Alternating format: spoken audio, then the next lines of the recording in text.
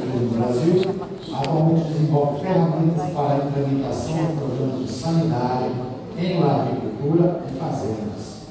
Em parceria com a Multiporã, foi o primeiro na implementação da metagenômica aplicada à cassinicultura no Brasil, bem como o monitoramento de plantéis da espécie Mendozana-May em grande escala por meio de marcadores genéticos, e auxiliou na criação da empresa Genapus, especializada em ferramentas para identificação genética aplicadas à cassinicultura. Muito obrigado pela apresentação. Muito bom dia a todos. Queria agradecer à comissão organizadora pelo convite. É um prazer estar aqui, ter essa oportunidade de falar com vocês mais uma vez. Estou vendo aqui muita gente que participou dessa nossa história, né? Fico muito feliz de poder apresentar esses resultados para vocês hoje. E, bom, talvez eu tenha para falar um pouquinho diferente do que a gente tem ouvido aí, né, nos últimos anos em relação à genética. Tá? Talvez a gente não vai falar menos daquele genética, mas a gente vai falar do melhoramento genético. Então, a nossa proposta é falar das ferramentas aplicadas no melhoramento genético. E o que a gente quer, né, com o melhoramento genético? Isso aqui, desde que eu comecei a trabalhar com camarão em 2011, eu tenho ouvido esse mantra, né? Sobrevivência e crescimento, sobrevivência e crescimento. E eu vim da área de avicultura, e a avicultura nem se questiona a sobrevivência. Então, se vocês forem lá, pode procurar aí nesse manual que tem do pessoal da avicultura, vocês vão ver que lá o pessoal está discutindo, você não discute genética em avicultura. Né? O problema que eles têm lá é a contaminação, mas você tem vacina para frango, na suinocultura você tem vacina para porco. E aí quando a gente entra com o camarão, não tem. Então será que a gente pode fazer a genética do mesmo jeito? Será que a gente pode trabalhar a genética do frango, do porco e do camarão do mesmo jeito? Então eu queria lançar essa primeira questão aí. E à luz dessa questão, vamos discutir aqui, vamos mostrar aqui rapidamente o que seria o melhoramento genético, né, na sua forma tradicional. Então a gente tem uma pirâmide, onde a gente tem essa pirâmide que representa o volume de animais, né? Então a gente tem na ponta da pirâmide a seleção. E o que é essa seleção? É você conseguir pegar os animais que te dão o melhor desempenho. Tá? E aí, eu queria que já fazer um desafio, né? Dentro do camarão, o que é o melhor desempenho? Né? Porque o frango eu sei quantos dias eu vou tirar. O camarão, cada sistema produtivo dá uma coisa. E se você povoa 2 vezes o ciclo no mesmo viveiro, às vezes o ciclo dá uma coisa, o outro dá no mesmo viveiro e o outro ciclo dá outra. Então, de todas essas dificuldades, a gente começou a vivenciar isso na prática. E a gente procurou soluções para isso. Mas, basicamente, depois que a gente tem a seleção, né, que é selecionar os animais, a gente multiplica eles e produz os animais que vão ser levados para a fazenda para a produção comercial, em volume grande. Isso aqui também é uma tarefa um pouco complicada no camarão. Enquanto no boi e no porco eu tenho dezenas de animais, no camarão eu tenho centenas de milhares de animais em cada prole. Qual que é o outro que tem? Talvez a agricultura, o atilaba, seja o que mais se aproxima disso, mas também é uma coisa diferente. Eu estou falando isso para enfatizar todas as diferenças que a gente tem no camarão e a forma como a gente tem tratado a genética, da mesma forma que a gente trata a genética das outras espécies. E para a gente ter uma boa seleção, né, que a seleção ali é o coração do programa, a gente precisa de alguns requisitos. Então, o primeiro desses requisitos é a gente ter diversidade genética. Então, hoje a gente já tem tecnologia aqui no Brasil, lá na Genapus, que permite que nós investiguemos essa diversidade genética do camarão. E eu acredito que vou aqui colocar um número. Eu não sei se eu não fiz o estudo suficiente para saber, mas eu acredito que a gente faz a genotipagem ao menor custo no mundo. Hoje a gente consegue fazer um camarão $10. E a gente consegue um perfil genético no camarão por esse preço. Então, isso foi uma inovação do Brasil, graças aos nossos players aqui, que estão com a gente desde o início. Então, a gente tem tecnologia para isso hoje em escala grande. Tá? E a gente consegue, por causa disso, genotipar um número grande de animais. E com isso, a gente consegue entender o que está acontecendo com a genética. Não em um indivíduo, mas em uma população. Então, a gente pode afirmar categoricamente que no Brasil nós temos diversidade genética para fazer o produto de melhoramento genético. Tá? A gente pode afirmar isso com base categórica. O que mais que eu preciso? Eu preciso de animal imunizado e de patógeno. Aí é que entra a questão. Esse gráfico, a gente tem um aluno de doutorado lá na universidade, o Paulo, uma técnica também já disponível no Brasil, né, hoje, que a Genatos trabalha também, que é a metagenômica shotting. E com essa técnica a gente consegue ver todas as variantes virais que tem no ambiente ao mesmo tempo. Tá? Na verdade, a gente consegue ver tudo que tem em termos de vírus, bactéria, fungo, protozoário ao mesmo tempo, na amostra. Então é uma coisa que até então ainda não era possível, está conseguindo viabilizar isso. E esse gráfico aqui, ele mostra, aqui o 1 é o nucleotídeo 1 do genoma do IMDB, e 8.226 é o último nucleotídeo. O genoma tem 8.226 nucleotídeos. Tá? E cada barra dessa aponta o número de variantes que você tem para cada parte do genoma. O que eu quero dizer com isso? Em um viveiro hoje, a gente tem dezenas, em alguns casos até centenas de variantes. Então não é que existe a variante. É que quando a carga aumenta, o vírus começa a sofrer mutação, e você tem várias variantes. Né? Algumas vão prosperar e outras não. Mas aí o que acontece? Muitas vezes a pessoa não tem o defeito, não tem o surto, não tem o problema de produção, não faz o manejo correto e povoa de novo. E essa carga aumenta mais, aumenta mais, acontece logo você com a Covid. Começa a ter um surto e a gente tem que ficar preso dentro de casa para o vírus não propagar. Por isso que quando abaixa a densidade, melhora a questão do vírus. Né? Você dificulta a propagação do vírus. Mas então a gente viu isso. E aqui a gente vai publicar isso agora para demonstrar que na verdade a gente tem um conjunto de variantes hoje no Brasil. Então é muito complicado você pensar em um camarão que vai ser resistente a centenas de variantes virais. Eu estou falando aqui de MNV, tá? Mas a gente já mapeou, a gente tem pelo menos 1.700 espécies de bactérias. E essas 1.700 espécies estão ali na água e elas variam com uma série de questões, sobretudo na questão do carbono, que é o tanto de ração que você está colocando. Então o manejo está muito ligado à questão dos patógenos. E a estabilidade do manejo é crucial para que você consiga ter um efeito positivo. Tá? Então, hoje no Brasil, a gente já tem condição de fazer uma análise sanitária, de identificar isso, mas a gente não pode tratar o camarão como a gente trata o boi, o porco e o frango. E uma outra questão interessante aqui é a questão do sistema de produção. Porque eu tenho uns dados que eu trouxe da universidade, é a mesma genética, tá? Povoada ao mesmo tempo, na mesma fazenda, e com resultados diferentes. A sobrevivência deu 28, 45, 50, 31. Então, eu tenho a mesma genética, a mesma densidade, e eu tenho produções diferentes. Será que o nosso manejo realmente é estável? Será que o sistema de produção é igual a grande de frango, que eu consigo prever com a precisão de praticamente zero mortalidade na minha produção? Não. Definitivamente não é. Tá, gente? E aí está a grande questão. Eu consigo fazer melhoramento genético de camarão se eu não tenho estabilidade do sistema, se eu não tenho identificação de patógeno, eu não tenho como vacinar, né, para garantir que ele não tem uma doença? Será que eu consigo fazer?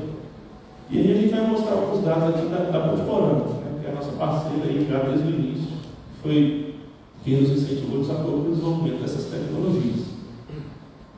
E o que acontece? A gente começou em 2019, mas no final do ano, com 1.500 quilos por hectare, e hoje, nesses primeiros meses de 2023, a gente está com 1.893. Tá? Mas você só aumentou isso na produção? Vale a pena investir em genética para aumentar isso? Né? Bom, lembrando que isso aqui dá uns 290 quilos por hectare. Tá? Só que isso daqui, gente, é a média de 1.100 despescas por ano.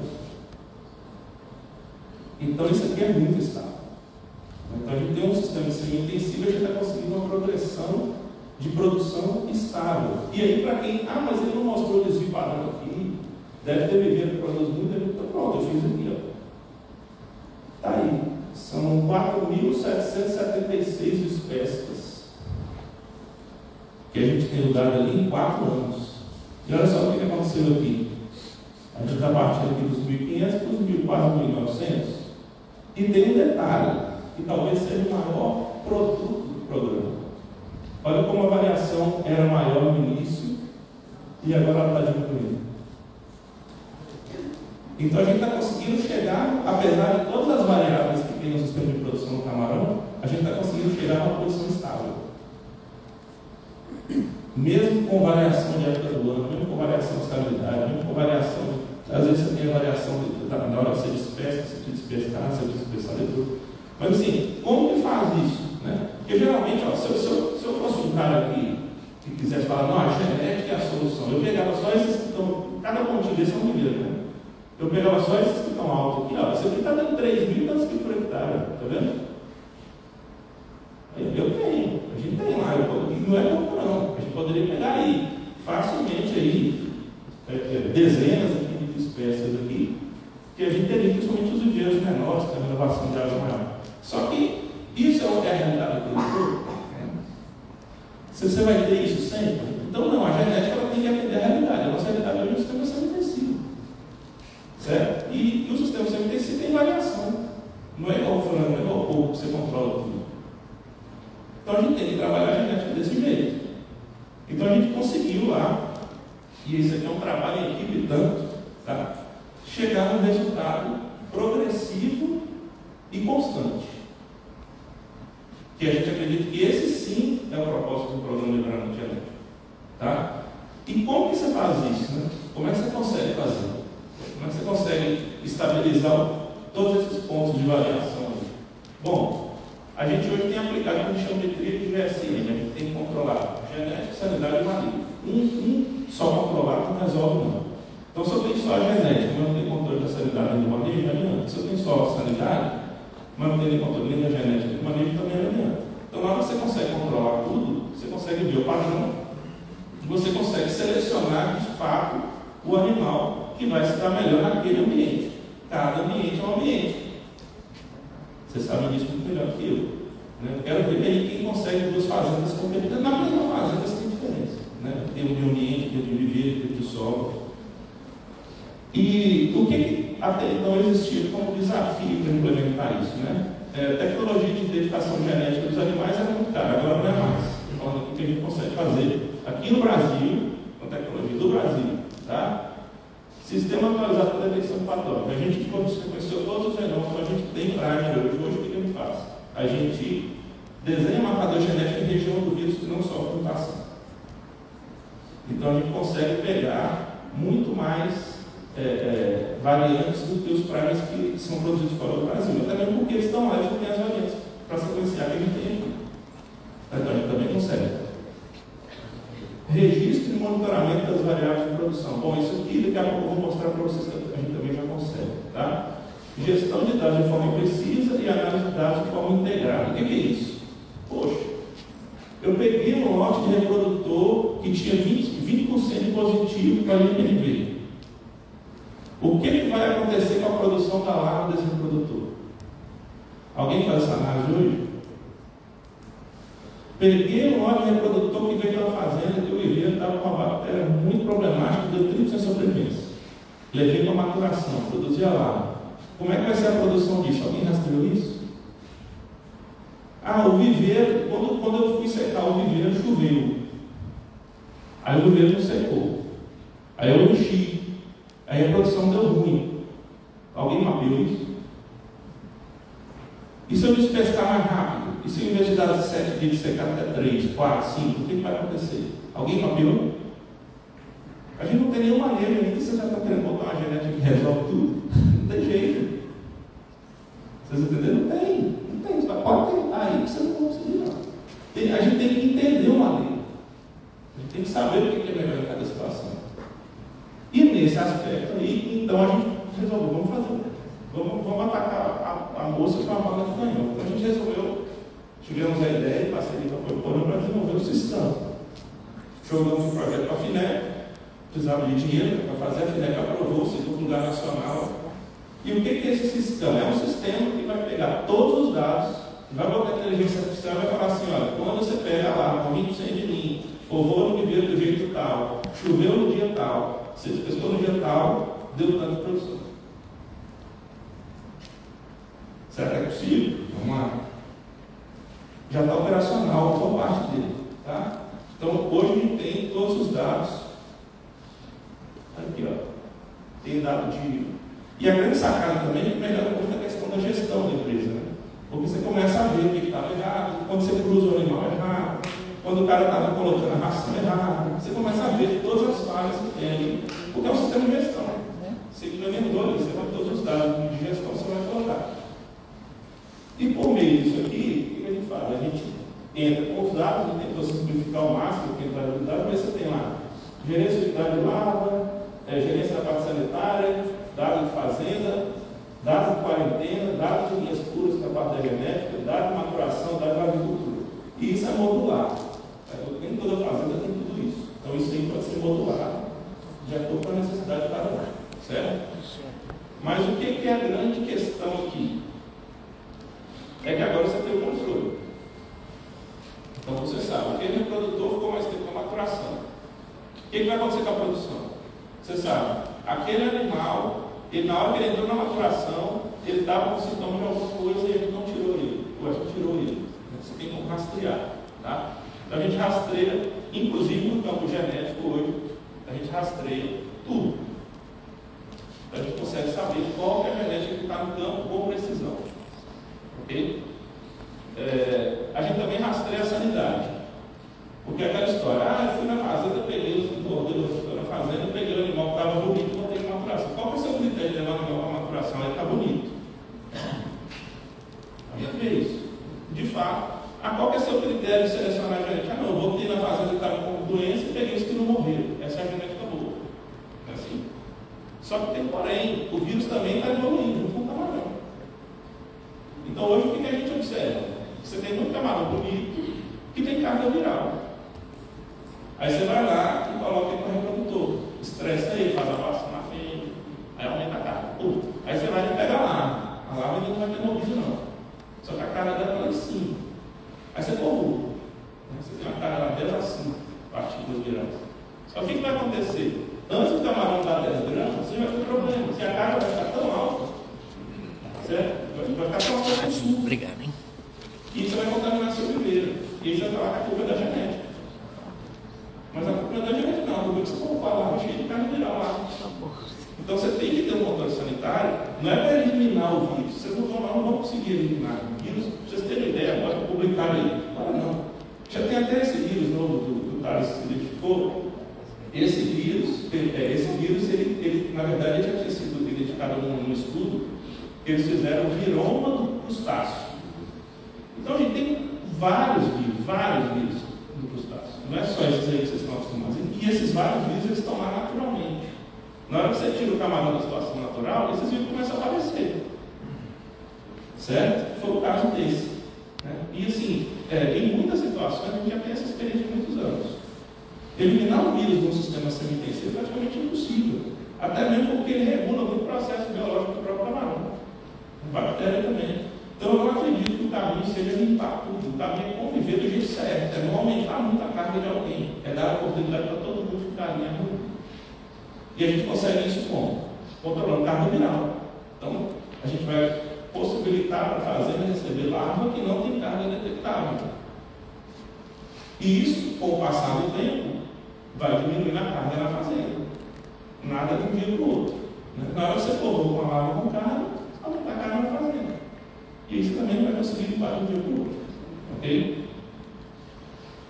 E também aqui, talvez, o maior desafio, né, que foi a parte de dados de fazenda. Porque a gente tinha situações de necessidade diferentes, em algumas situações, às vezes por decisão comercial tinha que despescar o animal antes, a gente achava que ele tinha sido despescado antes por um problema, não, por uma decisão, depois então, tinha todas as variações. Então o software hoje ele consegue detectar, em cima dos dados da fazenda, por exemplo, aqui a gente tem um exemplo, né? Maio, abril e março. E aqui, por exemplo, eu sei que já de cara, em maio eu tinha essas necessidades aqui, ó. Né? Em abril eu já tinha só essas duas aqui. E por que isso aqui é importante? Porque a densidade, gente, é o meio. Então, se eu seleciono um camarão na densidade X, por exemplo, vamos supor que eu fiz uma seleção que cresceu bem aqui, 16 a 25. Muito provavelmente não vai ser essa mesma linha genética que vai crescer bem em 36 e 45. Então, eu tenho que fazer a seleção na minha condição de produção. Certo?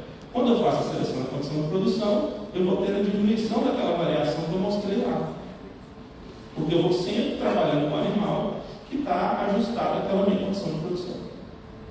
E por meio dessa ferramenta a gente conseguiu fazer isso. Daí hoje, a gente, com base em vários critérios, quilo por hectare, densidade, grão por semana, sobrevivência, e no verdade a gente tem todos esses aí. E a gente botou um algoritmo de IA. E o que esse algoritmo faz? Ele vê, o dono da fazenda quer, eu quero 70% de sobrevivência, eu quero tanto, a gente coloca esse perfil como o melhor.